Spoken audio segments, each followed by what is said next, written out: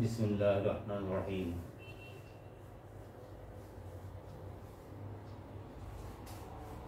আসলে আজ এমন একটি বিষয় নিয়ে আলোচনা করব, সেটি হচ্ছে আমাদের সমাজ ব্যবস্থা, পারিবারিক এবং সামাজিক বিষয়টা নিয়ে আমি অনেক দিন ধরে কথা বলবো যে আমাদের সমাজের যে অবক্ষয়, এই অবক্ষয় থেকে আমরা মুক্তি পাব, কারণ সমাজ ৮০% নষ্ট হয়ে গেছে। এই জন্য আসলে আমরা নিজেরাই অনেকটা দায়ী। কারণ আমরা যে পারিবারিক শিক্ষাটুকু পেয়েছিলাম, সেই পারিবারিক শিক্ষা এখন নেই বললেই চলে। পারিবারিক শিক্ষা মানুষের জীবনে এতটুকু গুরুত্ব বহন করে, সে যত শিক্ষিতই হোক, বাবা মায়ের কাছে যে শিক্ষা সে নেয়, বাবা মায়ের কাছ থেকে যে শিক্ষাটুকু পায়, সেটা তার বাস্তব জীবনে প্রতিফলিত হয়। ঝগড়া ফাসাদ নিয়ে যেসব পরিবার, বাবা মা সারাক্ষণ ঝগড়া বিবাদে লিপ্ত, একে অপরের প্রতি একে অপরের সম্মান হানি, এগুলো যখন ৭-৮ বছর থেকে ছেলেমেয়েরা দেখে, এটা তাদের ভিতরে যতটুকু তাদের মাথায় নিয়ে নেয়, যেটা ভালোটাও নিয়ে নেয়, খারাপটাও নিয়ে নেয়, এবং সেটা তাদের বাস্তব জীবন প্রতিফলন হয়। এমনকি অনেক সময় ডাক্তারদের কাছ থেকে শুনেছি, গর্ভাবস্থায় যদি বাবা মা ঝগড়া ফাসাদে লিপ্ত থাকে, অন্যায় আচরণে লিপ্ত থাকে, এগুলো বাচ্চা পেটে থাকলেও নাকি সেটা প্রভাব ওই গর্ভাবস্থায় তার বাচ্চার উপরে পড়ে। যাই হোক, বাচ্চা একটা সন্তান আমাদের ভবিষ্যৎ। আমরা তাকে যেভাবে লালন করব, পালন করব, শিক্ষা দেব, আমার মনে হয় সেটাই সে গ্রহণ করবে। এই জন্য পারিবারিক শিক্ষাটা অত্যন্ত জরুরি। পরিবারের শিক্ষাটা আমরা এখন দিতে পারতেছি না। আমি যখন অফিস থেকে বাসায় যাই, এই যাওয়ার মাঝখানে ছোট ছোট ছেলেরা, বিশেষ করে মোবাইল,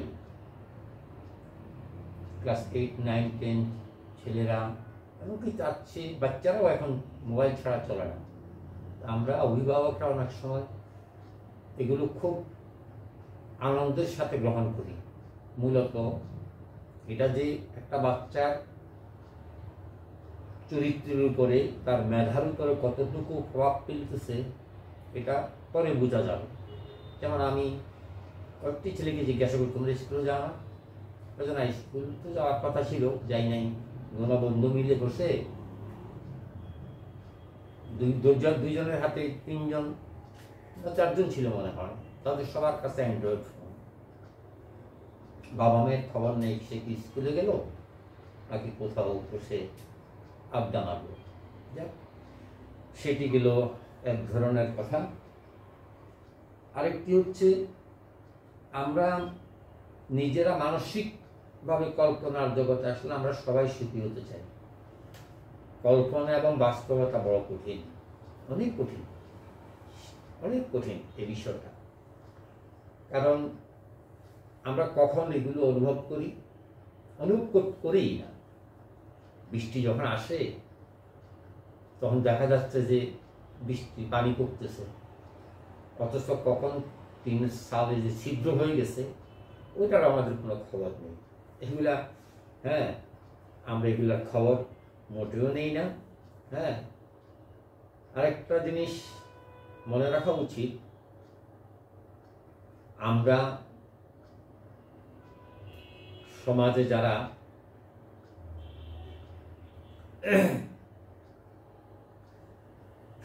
যারা সুখী, হ্যাঁ,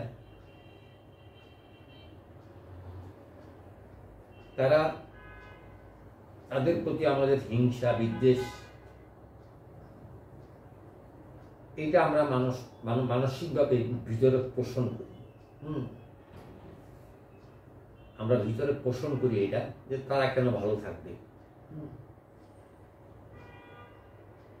একটা জিনিস হচ্ছে,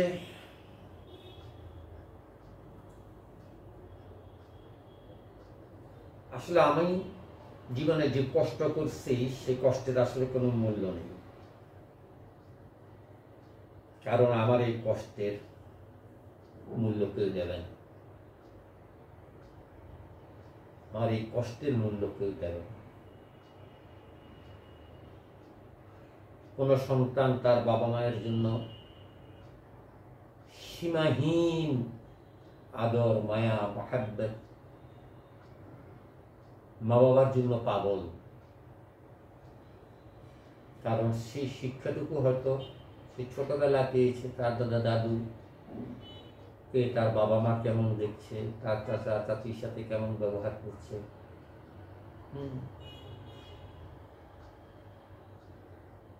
আবার দেখা যাচ্ছে যে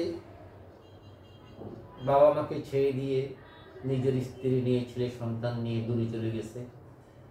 এই যে ডিস্টেন্স, এই ডিস্টেন্সের মধ্য দিয়ে যে মুরব্বীদের প্রতি যে মায়া, দাদা দাদু চাচা জ্যাঠা এদের প্রতি যে মায়া, এটা কিন্তু তারা ভুলে যায়। অনেকে আবার ভুলে না, কারণ বাইরে চলে গেলেও তারা বাবা মায়ের প্রতিনিয়ত খোঁজ খবর নেয়, বাবা মাকে পা ছুঁয়ে সালাম করে। হ্যাঁ, বাবা মার প্রতি অগাধ সম্মান, বাবার সামনে চেয়ারে বসে না, এগুলো পরিবার থেকে শিখি। কিন্তু এখন আমরা দেখছি সমাজে বাবা মা সন্তানদের কথাই চলতেছে। ক্লাস 8, 9, 10-এ পড়ে বাবা, ওই সন্তান যা বলে বেশিরভাগই দেখা যায় যে বাবা মা ওই সন্তানের কথাই শুনছে। এটা অত্যন্ত দুঃখজনক। শাসন তো এখন নেই বললেই চলে, শাসন করা যায় না। কারণ শাসন করা যেত যদি ছোটবেলা থেকেই শাসনটা করত, ছোটবেলা থেকেই সে শিক্ষাটা দিত, তাহলে সে যত বড়ই হোক বাবার সামনে দাঁড়িয়ে কথা বলতো না। এই যে পারিবারিক যে শিক্ষা, এটা আমাদের পরিবারে থেকে ছড়িয়ে পড়ছে প্রতিবেশে, প্রতিবেশ থেকে প্রতিবেশীর কাছ থেকে, প্রতিবেশী থেকে সেটা চলে যাচ্ছে পাড়া মহল্লা, ধীরে ধীরে সর্বোচ্চ পর্যায়ে। এটাকে ঠেকানো বড় কঠিন হয়ে যাবে আমাদের ভবিষ্যৎ প্রজন্মের জন্য। আমরা তো যারা এখন দিন অতিবাহিত করছি, আমার মনে হয় আমাদের দিনটা ভালোই যাচ্ছে, কিন্তু আমাদের সামনের দিনগুলো খুবই খারাপ। বর্তমানে আমরা কি দেখছি, সমাজে এক ধরনের মানুষ যখন ব্যর্থ হয়ে যায় তখন তাকে নিয়ে হাসি ঠাট্টায় ব্যস্ত থাকে।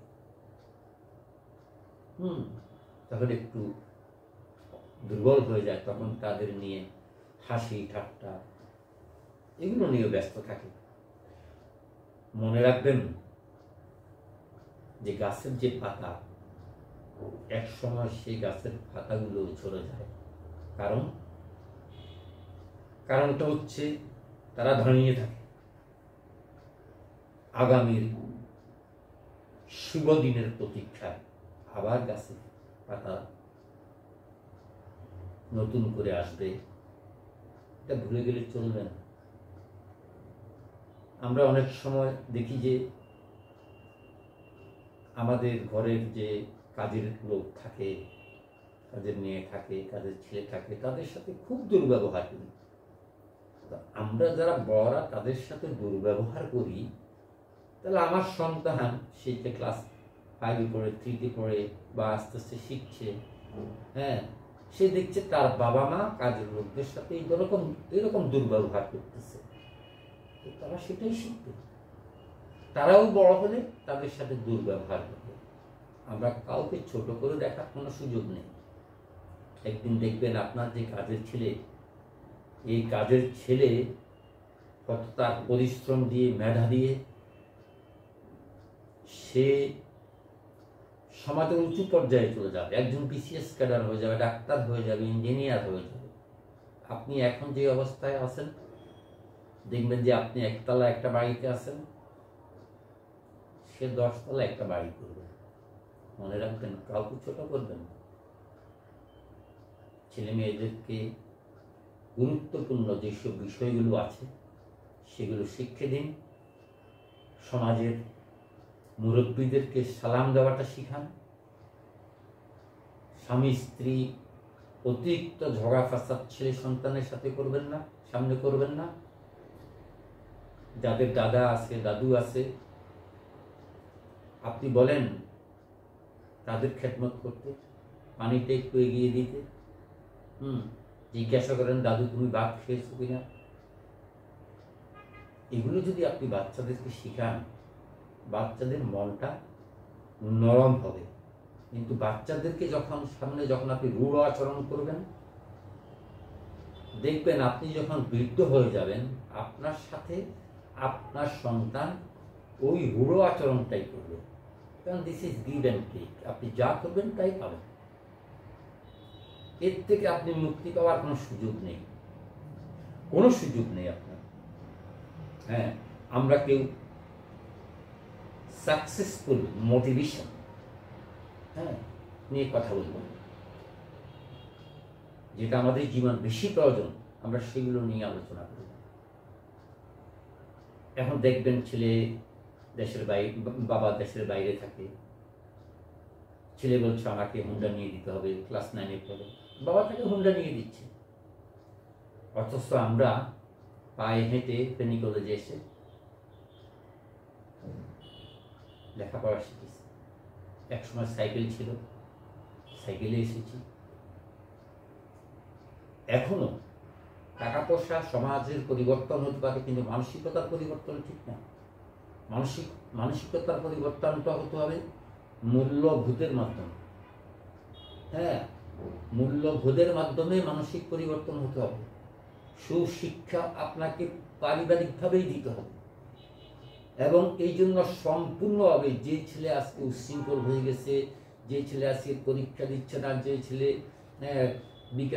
বিকালবেলা কোথায় চলে যাচ্ছে, সকালে কোথায় যাচ্ছে, স্কুলে যাচ্ছে কিনা, হ্যাঁ, মোবাইল নিয়ে শুধু ঘুরছে, এই মোবাইল আমাদের জন্যে, বিশেষ করে আমাদের এই কিশোরদের জন্য একটি ভয়াবহ আতঙ্কের নাম। আপনারা অ্যান্ড্রয়েড ফোনগুলো দিবেন না, কারণ এর ভিতরে তারা ঢুকে যা দেখছে, যা শিখছে, তাই তারা মাথায় নিয়ে ঘুরছে যে আমাকে এটাই করতে হবে, আমার এটাই প্রয়োজন, আর এটাতেই তার মজা। আপনি এখান থেকে, এই মজা থেকে তাকে দূরে ফিরাতে পারবেন না যতক্ষণ পর্যন্ত না আপনি বাবা মা হয়ে সৎ উপদেশ, সুশিক্ষা, বিশেষ করে 7 বছর বয়স থেকে 16 বছর বয়স, 7 থেকে 16 হতে পারে, সেটা 20ও হতে পারে, তবে আমি 16ই ধরে নেব। 7 থেকে 16 এটা হচ্ছে একটা ছেলে এবং একটা মেয়ের শিক্ষা, সবচেয়ে সুশিক্ষা, বিশেষ করে বাবা মায়ের কাছ থেকে সুশিক্ষাটা আপনাদেরকে দিতে হবে। শিক্ষকদের কিভাবে সম্মান করতে হবে, বড়দের কিভাবে সম্মান করতে হবে, আত্মীয় স্বজনদের সাথে কিভাবে ব্যবহার করতে হবে, সন্তান হয়ে বাবা মায়ের সাথে কি ব্যবহারটা করতে হবে, এগুলো কিন্তু আপনার পরিবার থেকে শিক্ষা দিতে হবে। আমি যে ভয়াবহ অবস্থান দেখছি, যে রূপ বর্তমানে দেখছি, এটা নিয়ে সত্যি আমরা শঙ্কিত। বিশেষ করে আমি কয়েকটি ঘটনার সাথে জড়িত হয়ে আমি মর্মাহত। একজন মনীষী আমাকে বলেছিলেন যে একজন সুন্দর আকর্ষণীয় রমণীর পাশে আপনি 2 ঘন্টা বসে থাকুন, দেখবেন আপনার সময়টা কীভাবে কেটে যাচ্ছে আপনি বুঝতেও পারবেন না। কিন্তু আপনি একটু রৌদ্রের মাঝে 2 ঘন্টা হাঁটুন, দেখবেন মনে হয় যেন আপনি সারাদিন হাঁটছেন। সময়টা ঠিক এমন। আপনি সময়ের গুরুত্ব যদি না দেন, সময়ের সাথে আপনার সন্তানদেরকে যদি সুশিক্ষা না দেন, আপনার পরিবারটা একটি রাষ্ট্র। আপনার পরিবারটা একটি রাষ্ট্র মনে করুন। আপনার পরিবারের ভিতরে যে 8 জন 9 জন সদস্য আছে তাদের প্রত্যেকেরই মন মানসিকতা একরকম হবে না। তবে যিনি অভিভাবক তাকে গুরু দায়িত্ব নিয়ে এই 7-8 জনকে পরিচালনা করতে হবে। তাদেরকে শিক্ষা দীক্ষা, চলা ফেরা, উঠা বসা, কথাবার্তা সব কিছুই আপনাকে শেখাতে হবে। আপনি যে শিক্ষাটা বাবা মা হয়ে শিক্ষা দিলেন সেটার প্রতিফলন সে কোথায় নিয়ে যাবে? প্রতিবেশীর কাছে নিয়ে যাবে। প্রতিবেশীর কাছে নিয়ে গেলে সে একজন ভালো প্রতিবেশী বন্ধু পাবে। তো প্রতিবেশী যদি এই শিক্ষা দেয় তাহলে আমরা সুন্দর একটা সমাজ পাব। আমি বিশেষ করে সমাজ নিয়ে কথা বলছি। আমাদের সমাজটা যদি ভালো হয়, আমাদের পুরো ইউনিয়নটা ভালো হয়ে যাবে। আমাদের পুরো ইউনিয়নটা যদি ঠিক হয়ে যায়, আমাদের পুরো থানাতে এই ধরনের পরিবেশ বিরাজ করবে। আমাদের পুরো থানার সমাজটা যদি সুন্দর হয়, তাহলে আমাদের পুরো জেলাটা সুন্দর হয়ে যাবে। আমাদের পুরো জেলাটা যদি সুন্দর হয়ে যায়, আমার পুরো দেশটা সুন্দর হয়ে যায়। আমাদের দেশটাও, এই পুরো রাষ্ট্রও একটা সমাজ, একটি সমাজ ব্যবস্থা। এবং সেই ব্যবস্থার মূল ভিত্তি হচ্ছে পারিবারিক ব্যবস্থাপনা, পারিবারিক সুশিক্ষা। অভিভাবকদের প্রতি আমার করজোড় অনুরোধ, আপনারা আপনাদের সন্তানদেরকে ভালো শিক্ষা দিন, পড়ালেখায় সুন্দর শিক্ষা দিন, উঠা বসা চলাফেরা কথাবার্তা, তাদের সামনে এমন কোনো আচরণ করবেন না যেটা তারা তাদের মেমোরিতে সেভ করে নেবে। তাদের মেমোরিটা হচ্ছে একদম সাফ ক্লিয়ার। আপনি যেটা বলবেন ঠিক সেটাই সে মেমোরিতে সেভ করে নেবে। অতএব আপনাদের প্রতি সবিনয় অনুরোধ, আপনারা আপনাদের সন্তানদেরকে সুন্দর নামাজ শিক্ষা দিন। আপনি নিজেও নামাজ পড়ুন এবং আপনার সন্তানদেরকে নামাজে নিয়ে যান। আপনি যদি মসজিদে যান, আপনার ছোট নাতি 7-8 বছর, তাকে হাতে করে নিয়ে আপনি মসজিদে যান, যে আনন্দটুকু বাচ্চারা তখন পাবে, দেখবেন পরের দিন আপনাকে বলবেন, দাদা চলো আমি নামাজে যাব। এই যে শিক্ষা দিন, এইভাবে সব শিক্ষাগুলো এইভাবে দেন। আপনার বাবা মা যদি জীবিত থাকে, আপনার ছেলেকে বলেন যে তোমার দাদু খবর না, তোমার দাদু কেমন আছে জিজ্ঞেস করো, তোমার দাদু খেয়েছে কিনা, নাস্তা করছে কিনা। বাবা হয়ে আপনি ছেলেকে বলেন 1 গ্লাস পানি দাও। এখন উল্টো আমি অনেক জায়গায় দেখেছি যে সন্তানকে বাবা বলছে, এই আমাকে 1 গ্লাস পানি দাও তো, যে সন্তান তুমি নিয়ে খেতে পারছো না।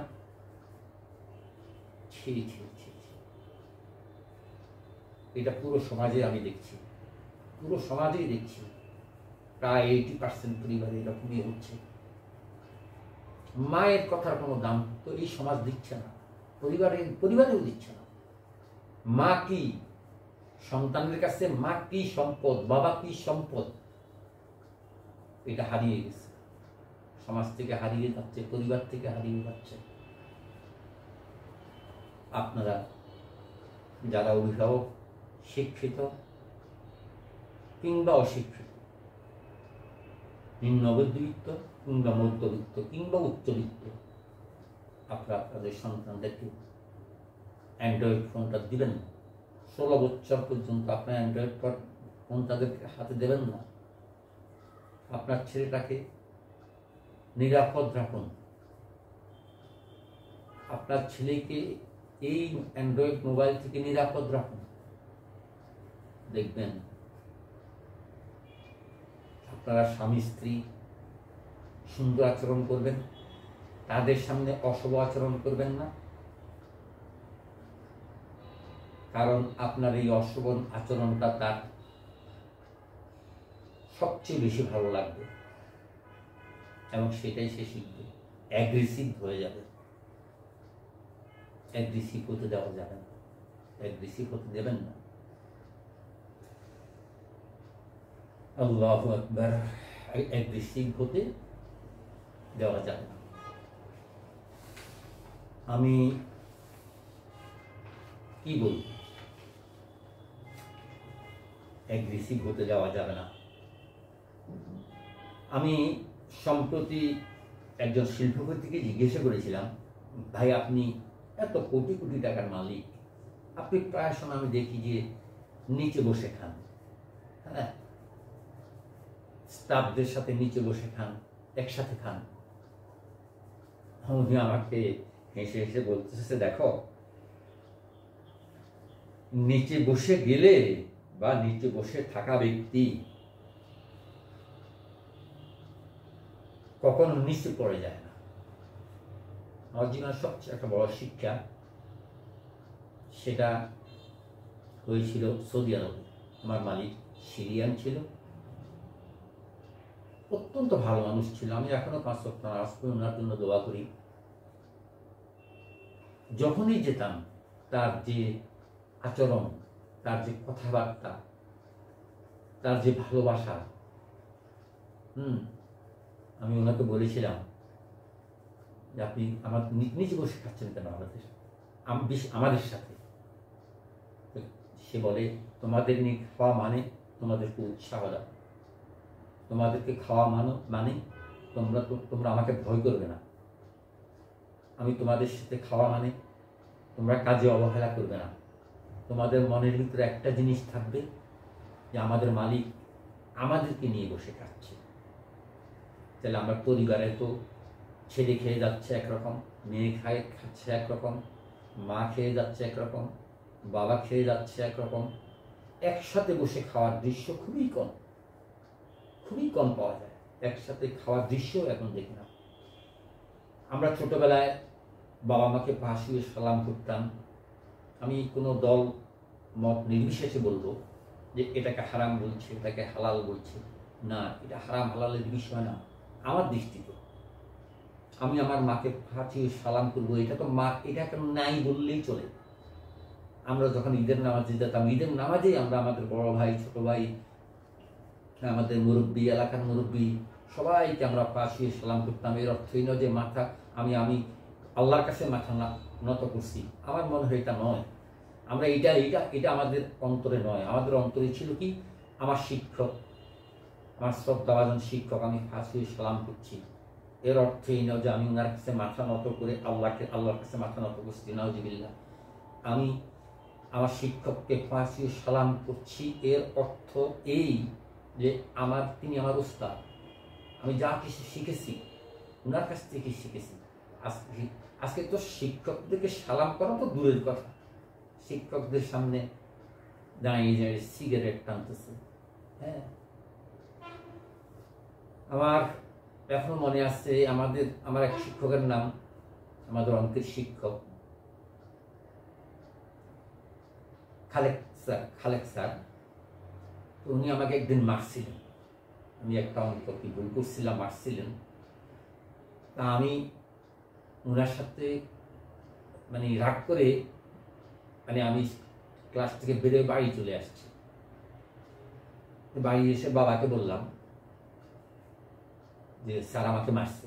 বাবা আমাকে উল্টা এমন মারছে, মেরে ঠিক স্যারের কাছে ক্লাসে আবার নিয়ে আসলো।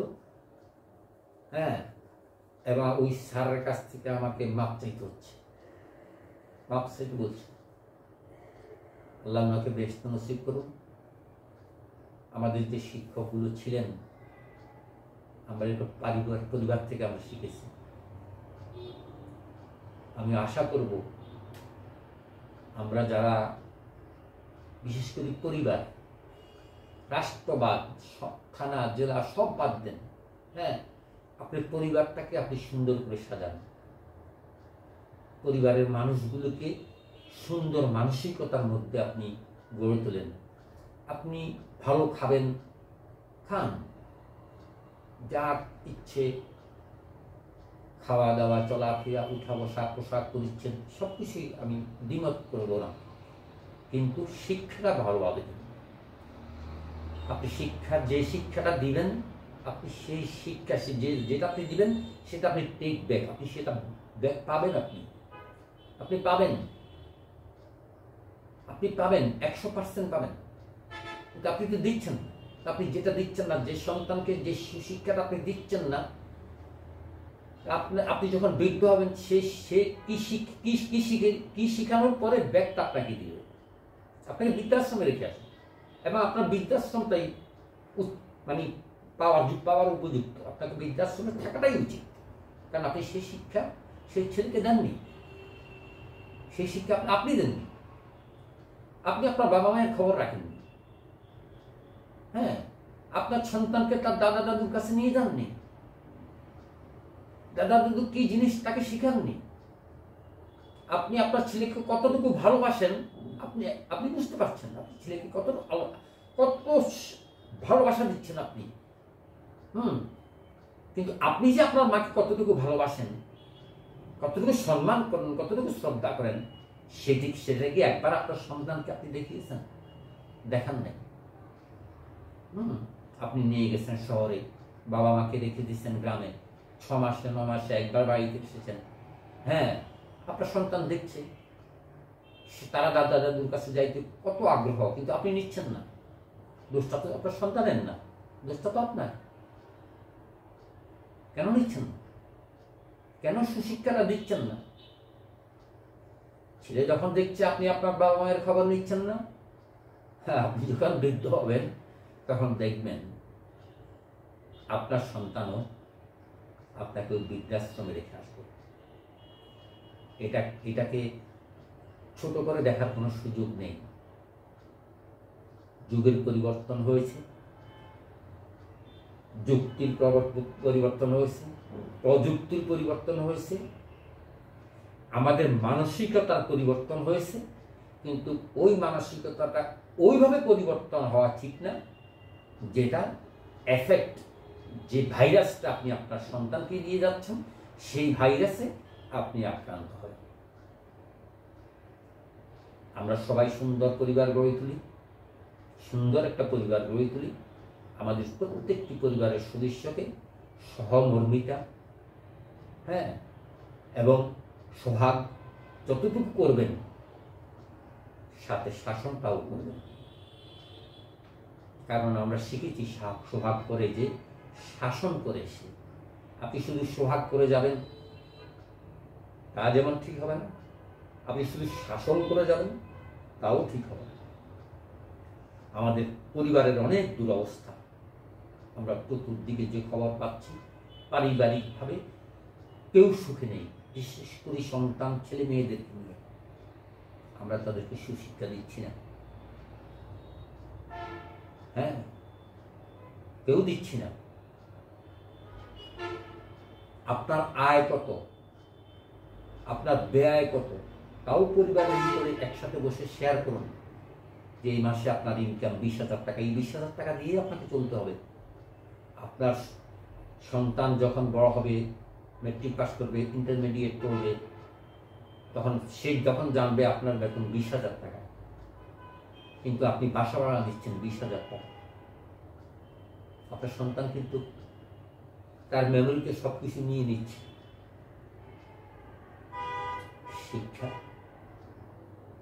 পারিবারিকভাবে এগিয়ে দেবে। আপনার বিষয়গুলি সন্তান যখন বয়স হবে, বিশেষ করে 16-17 বছর হবে, পরিবারের সমস্ত বিষয়গুলো সবার সাথে শেয়ার করবেন, মেয়ের সাথে শেয়ার করবেন, স্ত্রীর সাথে শেয়ার করবেন, যে এটা দিয়েই আমাদেরকে চলতে হবে, আমাদের অবৈধ কোনো টাকা নেই। হ্যাঁ, এই শিক্ষা যখন আপনি দিবেন এর ভিতরে 20,000 টাকা, এই 20,000 টাকার ভিতরে আপনাকে দেখেন পারিবারিক শিক্ষাটা একটা, এই যে কাজের মেয়ের কথা বললাম, তার সাথে দুর্ব্যবহার করবেন না। তাকে, আপনার সন্তানকে বলুন তার সাথে ভালো সুন্দর আচরণ করার জন্য। মাসিক বেতনটা তার আপনার ছেলের হাতে দেন, তুমি দাও। হ্যাঁ, এই বউ মুরব্বী তোমার জন্য দোয়া করবে। অনেক জায়গায় আমি দেখেছি যে কোলে পিঠে নিয়ে মানুষ করেছে, হ্যাঁ, এখন লন্ডন থাকে, সেখান থেকে ওই যে বাসার কাজের মহিলা তার জন্য টাকা পাঠায়, কারণ পরিবার থেকে শিখেছে, তার বাবা মায়ের কাছ থেকে শিখেছে। আমার অনুরোধ থাকবে প্রত্যেক অভিভাবকের কাছে, আপনারা আপনাদের পরিবারকে যত্নের সাথে, আপনার পরিবারের যদি 5 জন সদস্য থাকে, 5 ছেলে মেয়ে থাকে, 4 ছেলে মেয়ে থাকে, 2 ছেলে মেয়ে থাকে, তাদেরকে ভালো শিক্ষা দিন। এই শিক্ষাগুলো সে যত বড় শিক্ষিত হবে, যত বড় প্রতিষ্ঠানে সে কাজ করবে, আপনার এই পারিবারিক শিক্ষাটা সে প্রাতিষ্ঠানিকভাবে সে কাজে লাগাবে। আশা করি আমার কথাবার্তায় কেউ যদি মনে কষ্ট পেয়ে থাকেন, আই এম সরি। আমার একান্ত ব্যক্তিগত বিষয়, আমার একান্ত ব্যক্তিগত মতামত।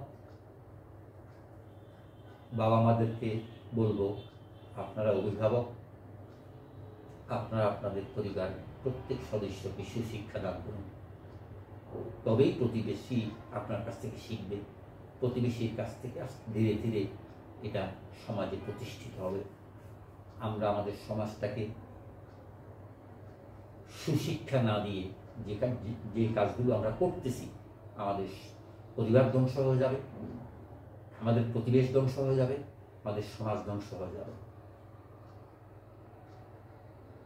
আল্লাহ হাফেজ, সবাই ভালো থাকবেন, এই কামনা রইল। আসসালামু আলাইকুম ওয়া রাহমাতুল্লাহি ওয়া বারাকাতুহু।